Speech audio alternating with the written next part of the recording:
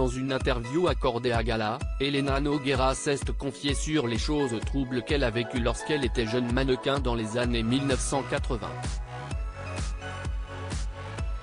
Comédienne, mannequin, animatrice télé et chanteuse, Elena Nogueira n'en finit plus d'endosser les casquettes. Si est en tant que comédienne qu'elle est à l'affiche de la pièce Un dernier rêve pour la route mise en scène par Catherine Shaw qui se tient au Théâtre du Rond-Point à Paris jusqu'au 24 juin prochain. À l'occasion de son actualité, Elena Nogueira a accordé un entretien à Gala. Elle en a profité pour revenir sur son passé de mannequin.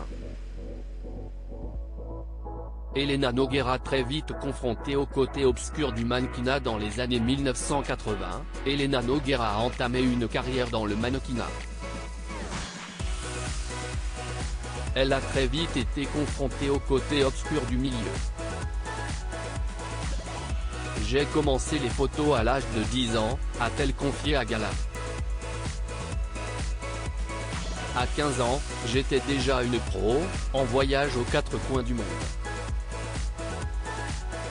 Je sentais bien que des choses troubles se passaient autour de moi, des patrons d'agences m'invitaient dans leur villa le week-end. Je visualisais la scène, une piscine avec des hommes, cigares au bec, entourés de jeunes mannequins. Moi, j'étais dans ma bulle, impénétrable. Je passais mon temps à lire et à refuser ce genre de propositions.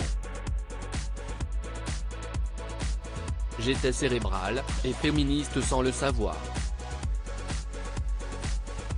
Je sentais que je collaborais à quelque chose qui me déplaisait mais j'avais besoin de cette porte de sortie. Je voulais quitter la Belgique, et en finir avec l'étiquette sœur de Lio. Dans ce monde-là, ma sœur n'était pas un référent. Elena Nogueira, je suis devenue un mannequin complexé. Dans cette interview, Elena Nogueira s'est également exprimée sur son rapport au corps et sa place dans la société. Moi qui étais une jeune fille très à l'aise dans son corps, je suis devenue un mannequin complexé. Nous sommes tellement scrutés à la loupe que le moindre détail qui cloche devient un problème. On m'a tout dit, les dents trop courtes, l'œil bas, le début de la cellulite. Ça n'allait jamais. J'ai donc tenté de m'en libérer, petit à petit, mais pour être honnête, ça reste difficile. Disons que je tends à la liberté, tout en restant prisonnière de l'apparence qui me permet d'être acceptée dans le groupe. On en revient toujours à ma place dans la société, celle de la jolie fille que j'ai accepté d'occuper. Je lutte en permanence entre le fait de vouloir conserver cette place et le fait de me dire que je m'en fiche, a-t-elle insisté.